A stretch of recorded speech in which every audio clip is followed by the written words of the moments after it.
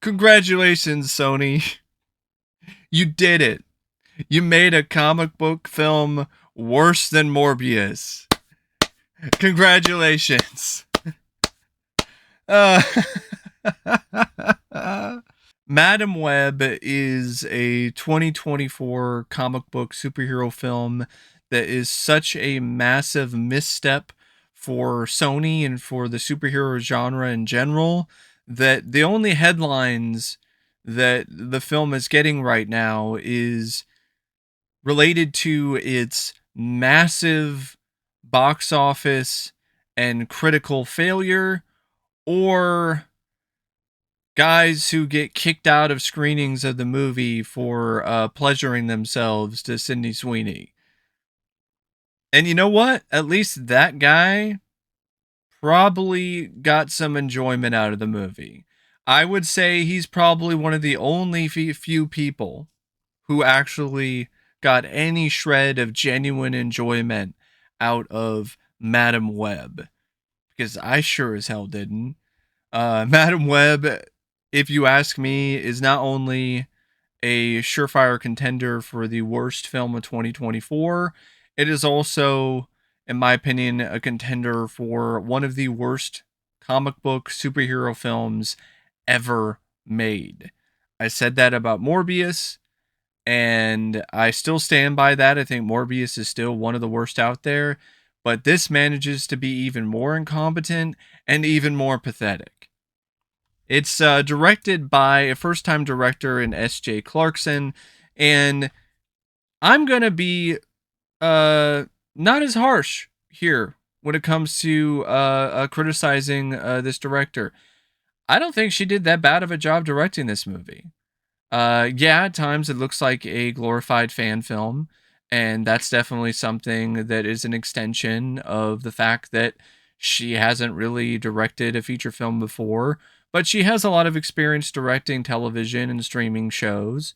So it's not like she's completely inexperienced, and that definitely does show when it comes to her handling of camera angles and movement and shooting certain settings like an opera house or the Amazon jungle.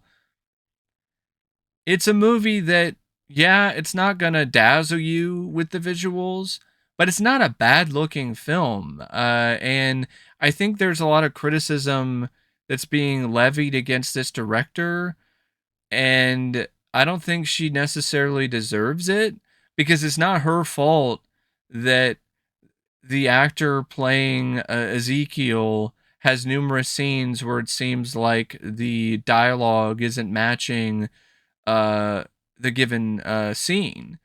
That's the fault of the editor and the fact that apparently, at least it definitely does seem like this is the case.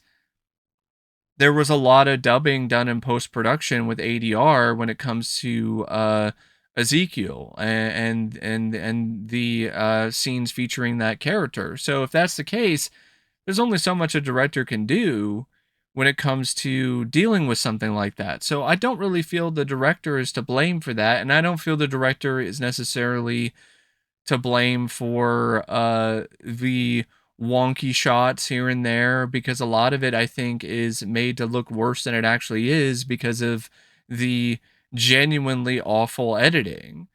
And I mean, what can the director do as a first time director, especially to motivate a cast and get them to actually deliver A game performances, especially when it comes to a film that just has so many aspects of it that are just indifferent, non committal, or lazy?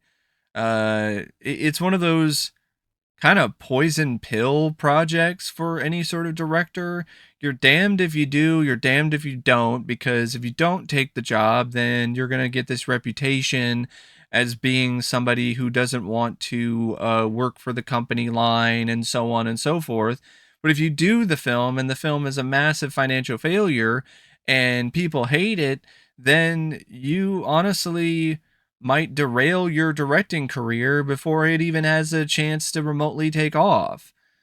So it's one of those kind of doomed situations. And given what is actually on the screen, the direction, it's not great, but it's not terrible by any means. And I would say it's one of the more consistently adequate aspects of the film, other than the cinematography by Mauro Fiore, because it definitely is in the screenplay, unless you're talking about a script that is consistently inept and consistently incompetent on all fronts.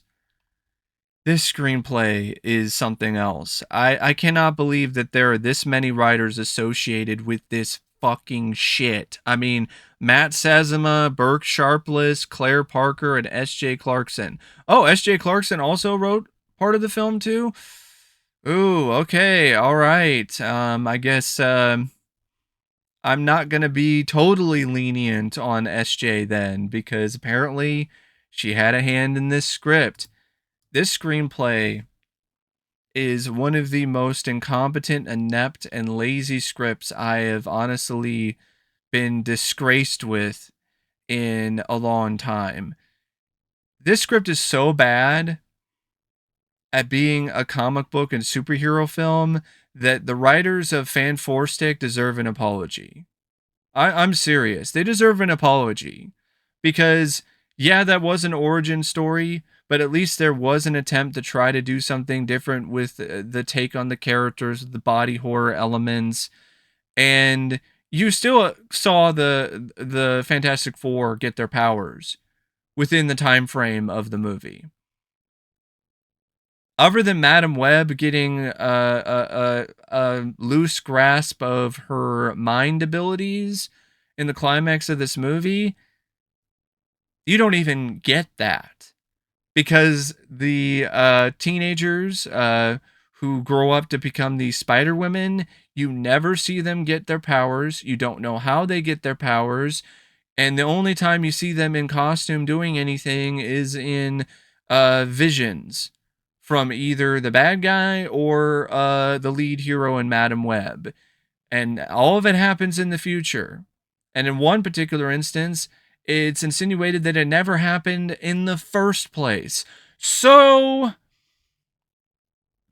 yeah, this is a contender for one of the biggest fails when it comes to a comic book and superhero film, because it fails even on the base level when it comes to being a superhero movie. It's a generic thriller that involves future visions and clairvoyance with a little tiny thread of a comic book film thrown in. So it fails as a comic book film, and it also fails in every other possible capacity. It fails when it comes to the plot, because it's not an engaging plot in any possible scenario or in any possible way. Uh, it deals with an incredibly dull, boring origin story, centered around a unbelievably obscure character in the Spider-Man universe. I guarantee there's a good chunk of people who probably never even heard of Madam Web until they saw the trailer for this movie. And sometimes that can work if you're working in a particular medium. For instance, Jessica Jones. She's an obscure Marvel character, but that worked because it was a TV show. It was a streaming series. You had multiple episodes to get audiences to know this character better and to work on building the world that she's a part of. And you had time to really flesh the character out as well as other characters, and to really create a story that is compelling, and you didn't have to do it all off the bat out of just one go. With Madam Web, it's not a TV show, it's not a streaming series, so it has to create a compelling narrative and a compelling character and a compelling lead based on just one screenplay. And 5 or 6 writers failed to even do that. That's how spectacular of a just stupendous flop this story is.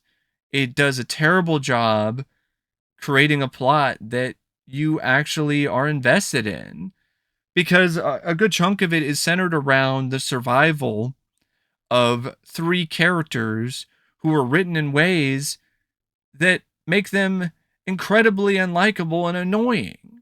So when it comes to the 3 teenagers who were the target of Ezekiel Sims, these characters are written so they are as bratty and as irritating as possible.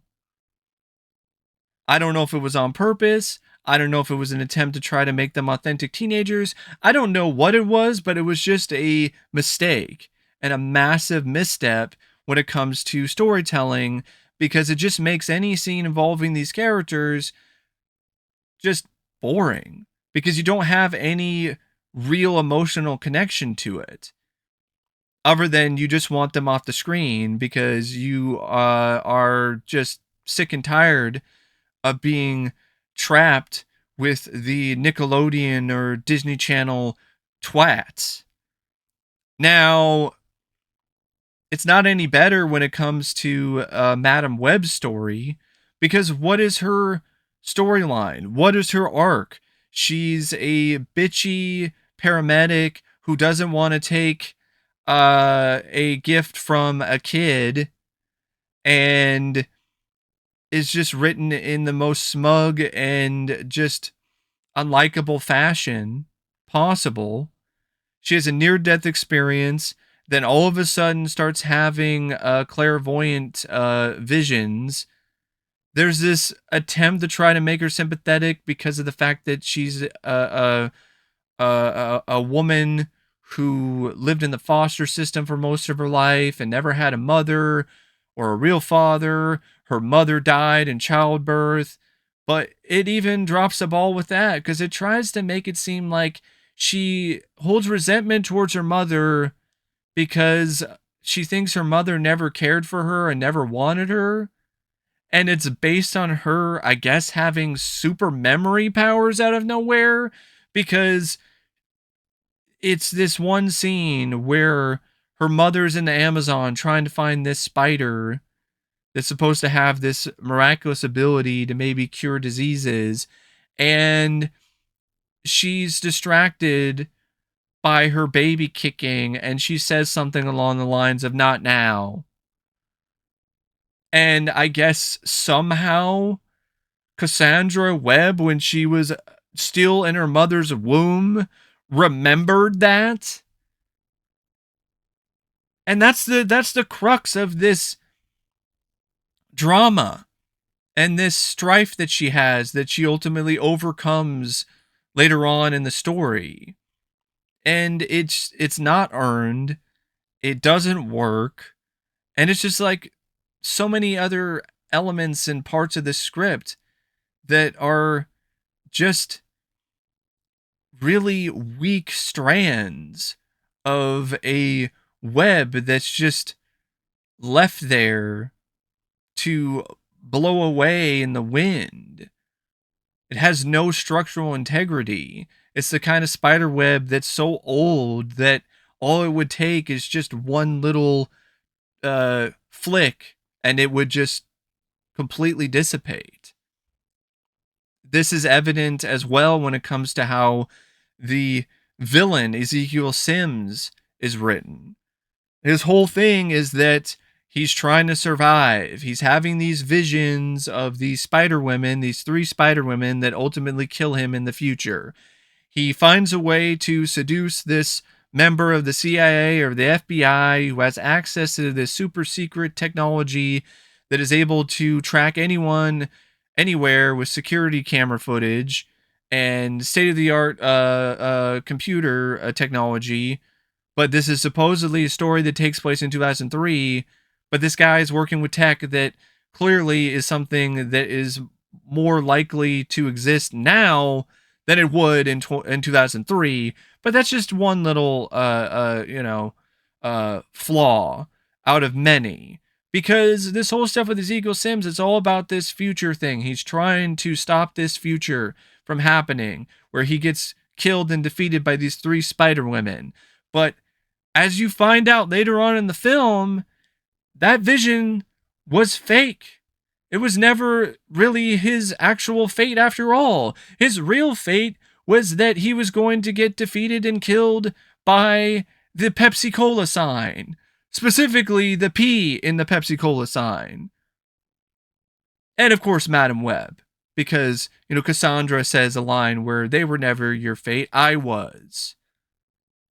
And I'm like, okay, what a great way to just make a whole large chunk of the story and the plot completely and totally pointless.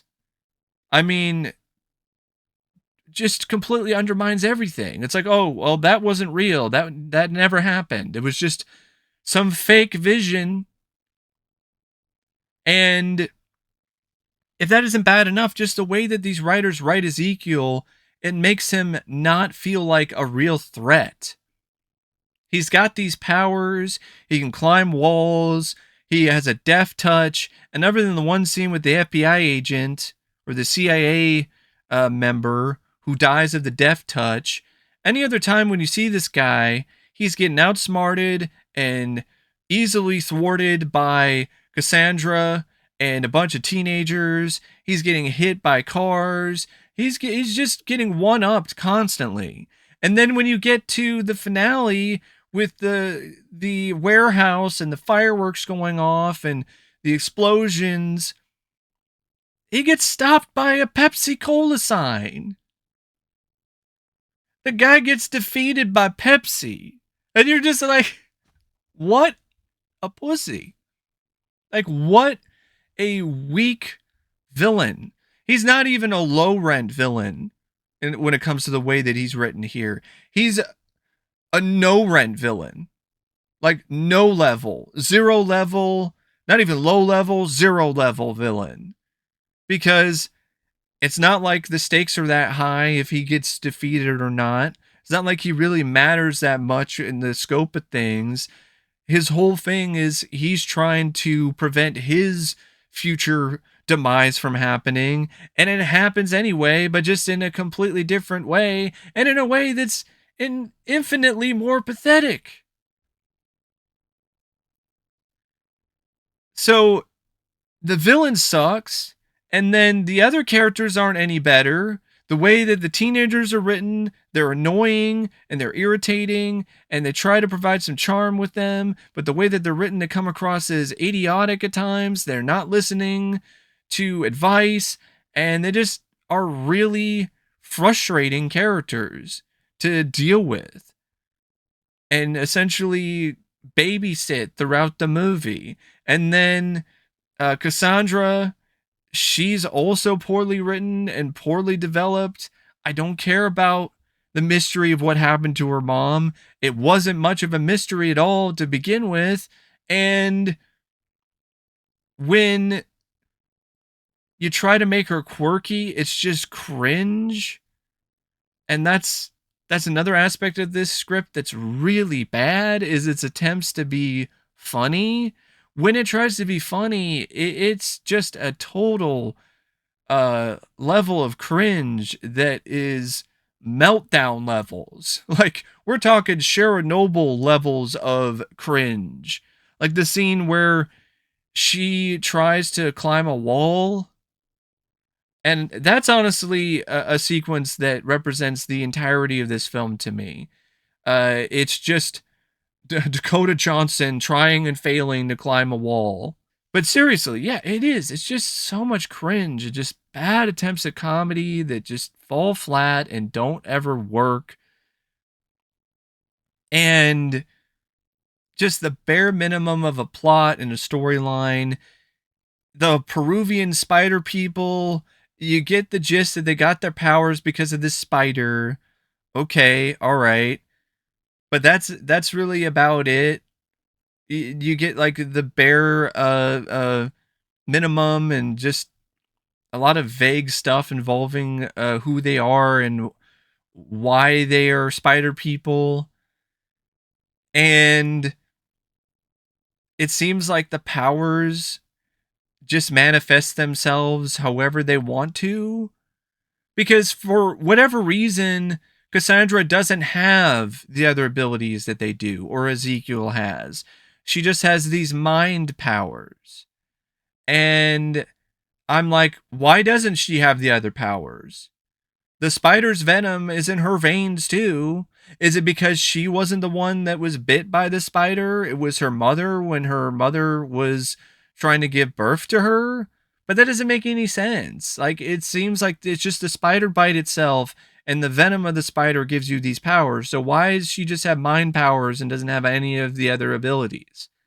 And also, why does she not have these powers developing early on in her life? Like, why does she just have these mind powers all of a sudden coming into play and becoming a part of her life after a near death experience when she almost drowns?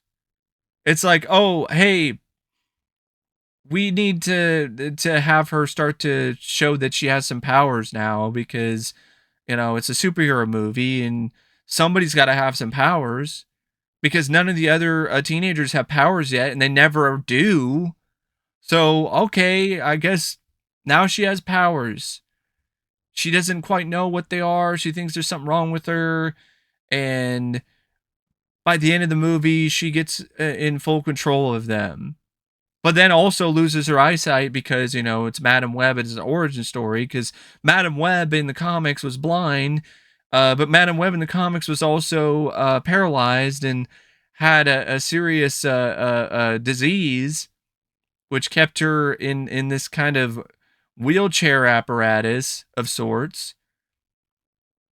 And they referenced that by saying that she would have had this rare disorder, muscular disorder, if it wasn't for the Amazon spider that cured her. But it's like, that's all that the spider did for her whole life. It cured her of that disorder, but these powers don't manifest themselves until the script just decides that they should. That's just lazy, incompetent writing.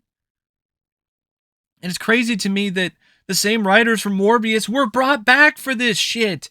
Like, how and why? I hope that these writers now are firmly on the unemployment line after this debacle, after this disaster of a film in the comic book genre, or just in general. They're just powers that they pull out of their ass. Like, a spider shoots web out of its behind, and it's just there for plot convenience. And there's all these little supporting roles from different characters, like Ben, who's a friend who works as a paramedic with Cassandra, but he's only really there for occasional comic relief and to drive his wife to the hospital. And there, of course, there's drama with the wife where, oh, her water breaks early, and oh no, we got to get her to the hospital now. Oh, but Ezekiel is hot on our trail. And what that leads to a whole lot of nothing, because Ezekiel easily gets defeated again, gets hit with an ambulance, and then the Ben character and his wife are no longer really a part of the plot anymore because they were never really the focus. And part of me is like, why aren't they? Like, why isn't Ezekiel using them as a way to get to Cassandra and the teenagers? Like, why does he just let them go? Seems like they would be, I don't know, a pretty good asset to have in this type of situation to give you an upper hand. You better give me those girls, or I'm going to kill this woman and her unborn child.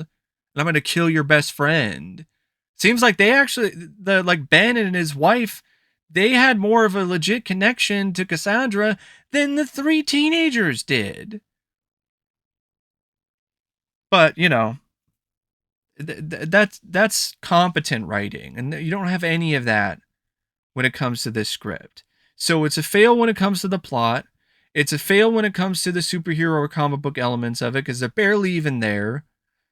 I still can't believe that the three Spider Women and even Madam Web herself never actually suit up and never actually get all of their powers at any point in the film other than future visions that don't count. I am still just flabbergasted by that and just the audacity of the writers to think that that's acceptable. Like, this is the kind of shit that would only be okay in a pilot episode for a TV series like Birds of Prey. Oh, we're establishing the characters. They don't all have their powers yet. They don't all suit up just yet. That's acceptable in a pilot episode of a TV series. It's not acceptable for a standalone feature film.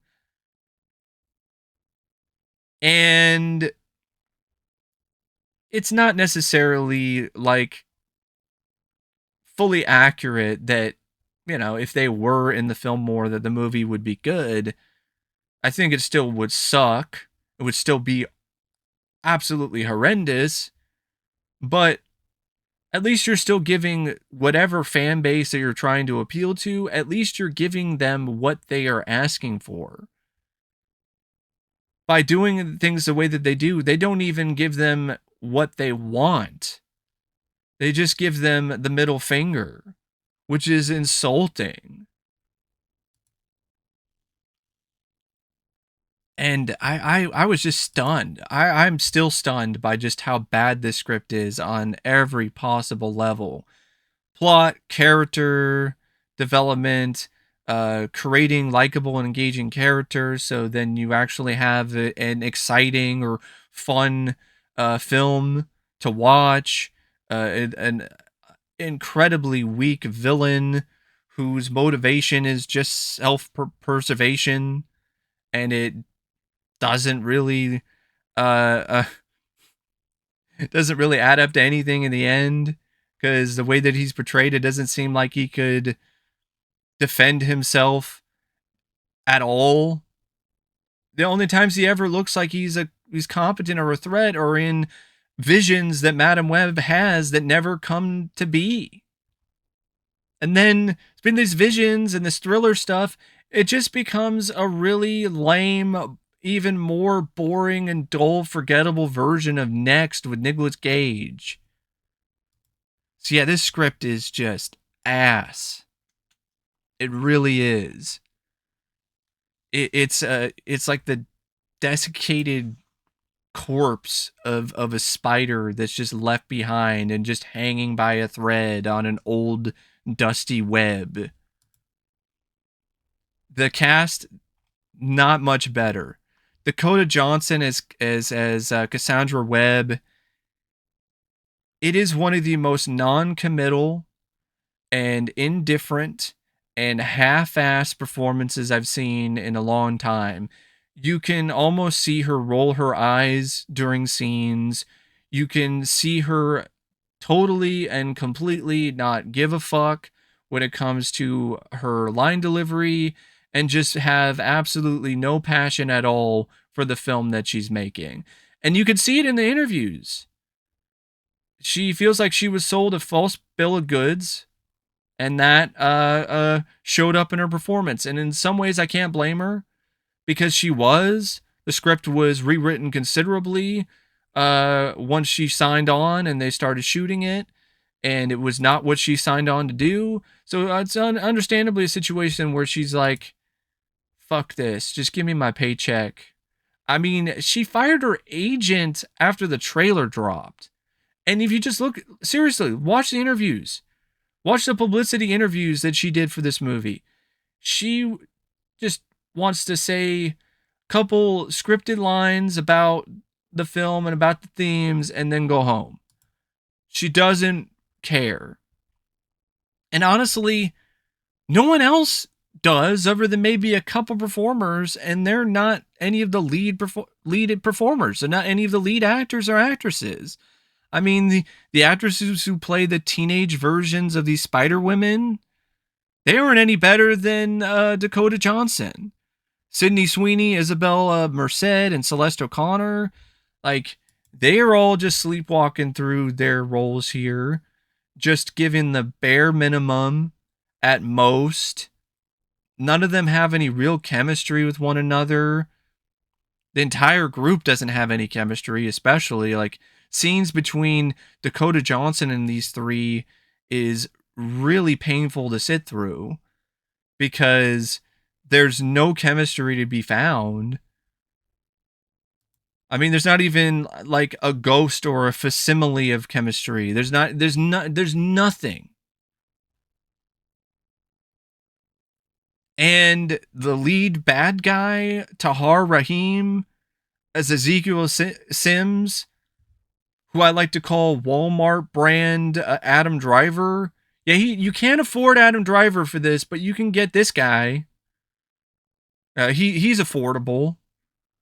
He has all the screen presence of that actor who played the bad guy in that SWAT movie. Remember SWAT? That was another Sony film.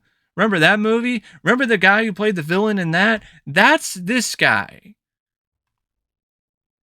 And I know most of you are probably like, I don't remember who the hell that was. Exactly. For good reason. This guy had no screen presence. The same thing goes for this actor, who I swear 80 to 90% of his dialogue in the first place was dubbed in post-production and ADR'd, which is just astonishing. Mike Epps is in this for like a minute. It's fun to see Mike Epps, but if you like Mike Epps, well, you get him for a minute tops, and then his character dies. So don't expect him to do much of anything. Adam Scott as Ben Parker, comic relief, but you know what? It seemed like he was actually trying. I think that he tried to have as much fun as he could with the role, and did the best he possibly could with it. But it's not like he had a particularly juicy role to work with. Emma Roberts is another performer that does an adequate job as Ben's sister-in-law, who's married to his brother Richard. Apparently, I was wrong about the two being a couple. My bad. It's not like it really matters, because the same sentiment applies. Her and her baby and Ben are definitely more of a connected group than the three teens that Cassandra just met in the span of like a day or two. But I mean, what else can I say about this cast? I'm going to talk about Carrie Bichet, who played Cassie's mother. That's another performance that's not anything that special. Or Zozia Mamet, who plays Sims's tech secretary. Or Jose Maria Yazpic, who plays Santiago, who's a member of the Las Arañas.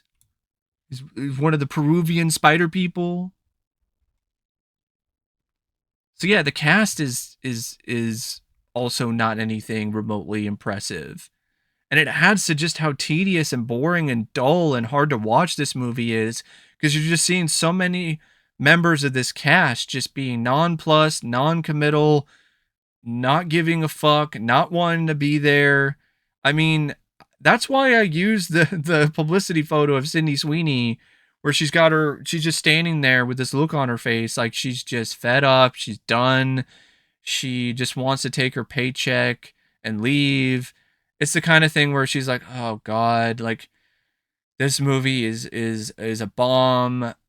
I'm gonna fire my agent after this. Why did I take this role?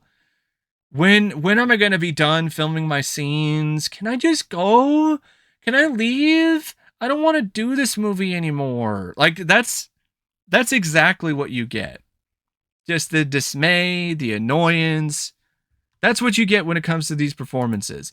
It's almost to the point where I wish that this film was more self-aware of how bad it was, and like it cast someone like Aubrey Plaza as Cassandra Webb, and she's just sarcastically just sniping at the movie with her body language, rolling her eyes, saying lines in just the most blasé, bland way possible, and having some moments where she's kind of smirking at the audience because she's in on the joke.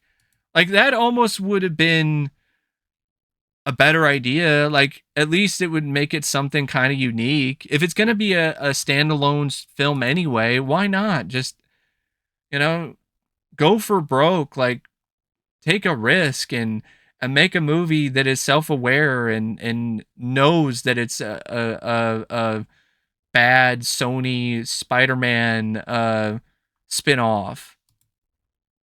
But no, instead it's sincere about it. And it just makes it all the more atrocious. Technical aspects, cinematography, Mario Fiore, like I said, not fantastic, but fine. The editing by Leigh Folsom Boyd, though, God, it's schizophrenic at times. It's just way too chaotic and all over the place. It's really hard to follow when it comes to certain action scenes. Oh, and speaking of action, I didn't mention them, though, the action when I was talking about the script for a reason, because there's barely any action to begin with in this film. That's another aspect of the story that's a complete and utter fail. The action. You saw pretty much all of it in the trailers. Maybe one or two extra bits, and that's it. So can't even provide you any of that expected excitement on the action level. And for a film that's like nearly 2 hours, I mean, it just drags and drags and drags because the action is barely there. Most of the film is just dialogue and character development that ultimately turns out to be useless or not anything you really care about. And the stuff involving the plot and developing the plot, it's predictable or it's just boring in terms of the way that it's handled. And then you got the characters that you don't like, so then you don't care whether or not Ezekiel Sims kills them all with his deft touch. And then on the other hand, you don't care whether or not Ezekiel Sims succeeds because it's not like it's a performance or a character that's written in a way that's very charismatic. So it's not a fun villain. So you're not even having fun watching the bad guy do work. So you're not having fun watching the heroes try to be heroes, and you're not having fun watching the villain try to be a villain. And it's just a film to me that at the end of the day should have never been made. Sony should have looked into the future and realized that this is not something that people want to see, or at least not enough people want to see to warrant an $80 million budget. And it's just a mistake. But they didn't. They didn't correct the mistake. They didn't pull the plug, and this is the result. It's not even a So Bad It's Good movie either, folks. Like, it's not even a film that you can, like, take somebody with you, like your girlfriend or your boyfriend or a friend or a group of friends and laugh at it. It's just mostly incredibly dull and boring more than anything else. So it's not even something that isn't enjoyable in a So Bad It's Good way. But anyway, I don't know what else to say about Madam Web except thanks for watching my rant. And until next time, I'll see you later. See ya.